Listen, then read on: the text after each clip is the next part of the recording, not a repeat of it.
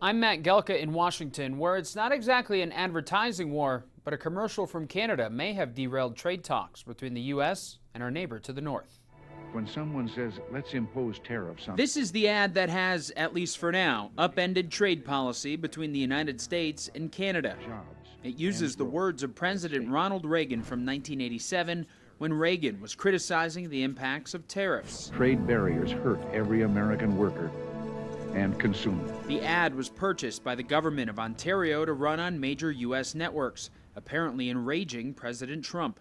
The president imposed a 35% tariff on Canadian goods earlier this summer, and he called the new Canadian ad fake in a Truth Social post late Thursday night, also announcing all trade negotiations with Canada are hereby terminated. The Ronald Reagan Presidential Foundation said the ad misrepresented what Reagan was saying at the time and encouraged people to watch the full speech while stating they were reviewing legal options.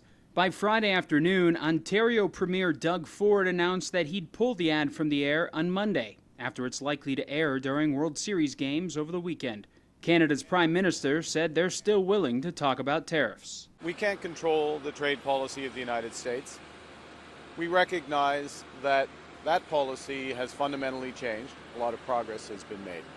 And we stand ready to pick up on that progress. Trump also alleged that Canada was up to something more nefarious with the ad than seemingly trying to lower tariff rates. The president wrote in another post, Canada is trying to illegally influence the United States Supreme Court in one of the most important rulings in the history of our country. I think that we have a very high level of confidence that the Supreme Court will side with us. We think we're on very strong grounds. The High Court is set to hear arguments on the tariff case coming up in the first week of November and could decide whether or not the president's sweeping tariffs without congressional approval are legal, after some lower courts have already ruled against them.